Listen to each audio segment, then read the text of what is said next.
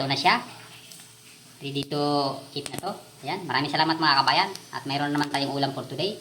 Adobo sa asin. So ayun mga kabayan, magandang hapon. Magandang gabi.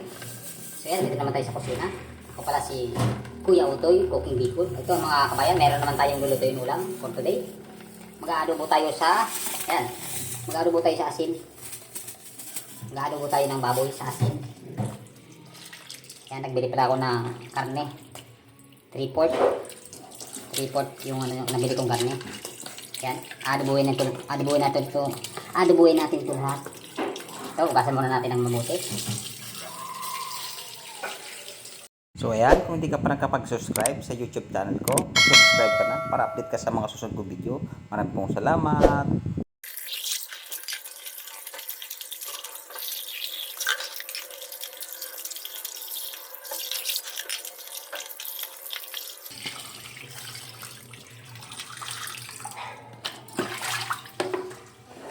So yan, ugasan natin siya.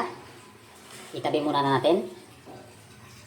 So yan mga kabayan, bago natin to adobuhin, ibababad natin to.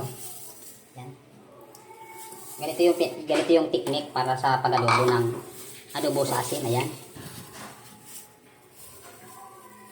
Lagay tayo ng pamintang powder. Ayan.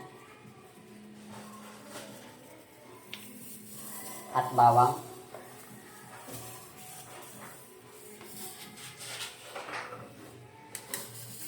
At maglalagay tayo ng patis. Ayan.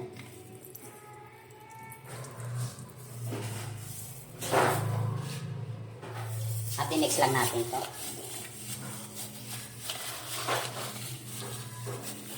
Ganito yung technique na tinuro sa akin ng mama ko sa probinsya, sa Bicol. Pag-adobo ng baboy. Para daw magustuhan ng mga bata. Para malinamnam. Ang lasa, masarap. Ayan.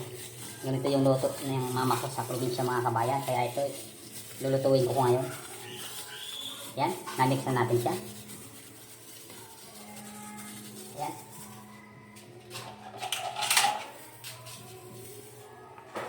At takpan natin.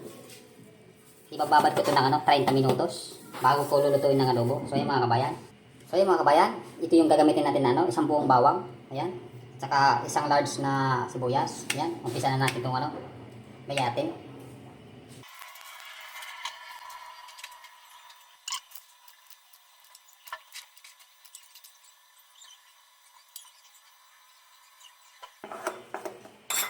At isunod natin itong sibuyas.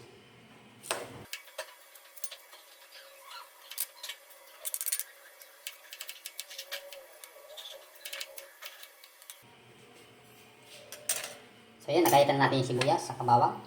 Magluto na tayo. So yan mga kabayan, magluluto na tayo. Ilagay na natin yung binabad natin na karne. Binabad natin sa patis ng 30 minutos. Ito na siya, lagay na natin siya.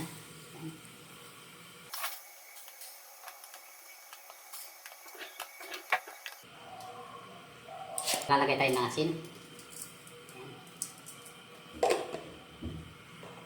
Lalagay tayo ng 1 cup na tubig yan. At takpan natin. Takpan natin hanggang sa tumulo siya. Yan, balikan natin kung kulo na. Yan. Mix lang natin siya. Yan. Patutuyuin natin itong tubig na to para malumabas yung pinakang mantika ng baboy. Hindi tayo gagamit dito ng mantika. Sariling mantika na niya mga kabayan. Yan.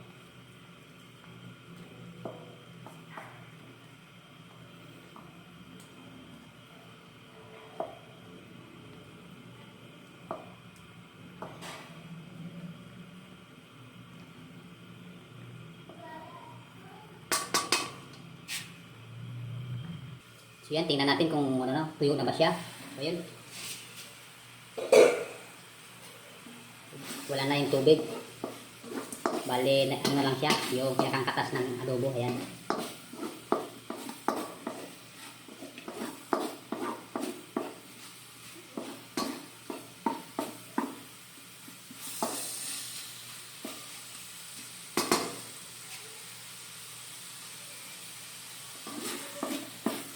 Tabi lang muna natin siya.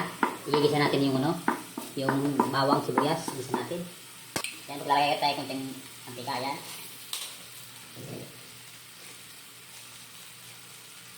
Lagyan natin yung bawang. Yan.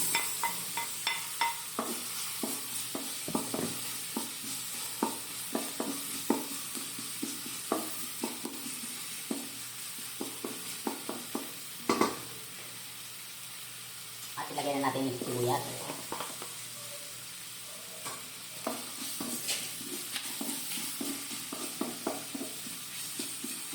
Tutuin natin ng sibuyas, bawang para lumabas yung aroma.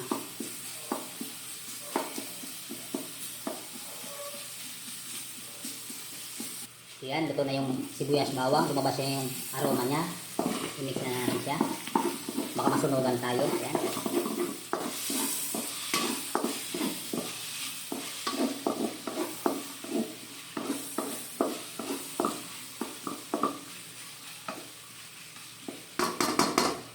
Maglalagay tayo ng panglasa. Magic sarap, ayan.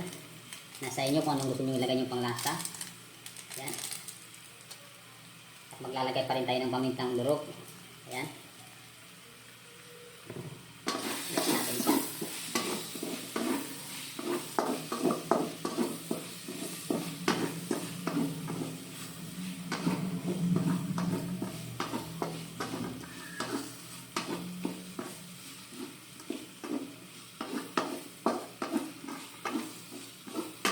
Lutuin natin siya hanggang sa magkulay brown siya.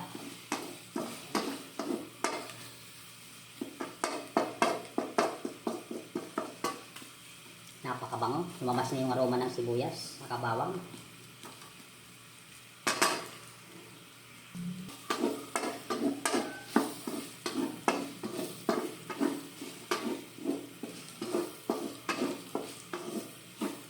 Mix lang hanggang sa kulay brown siya.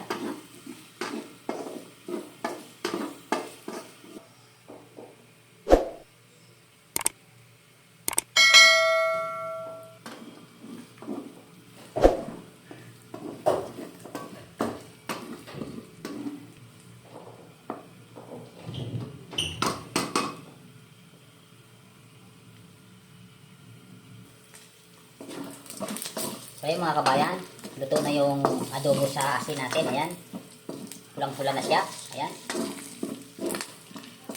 Sigurado, ubusan naman ang kanin nito. Ayan. Sigurado, magugustuhan ito ng mga bata. Ayan, inan natin yung apoy.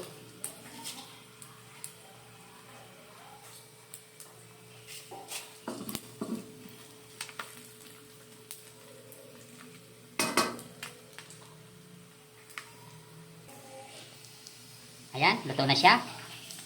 Ready to eat na to. Ayan, maraming salamat mga kabayan. At mayroon naman tayong ulam for today. Adobo sa asin. Ayan. Hanggang dito na lang mga kabayan ang aking video. Maraming salamat. Huwag kalimutan na mag-subscribe, like, and comment sa aking YouTube channel. Magkita-kita muli tayo bukas mga kabayan. Maraming salamat. Hanggang dito na lang.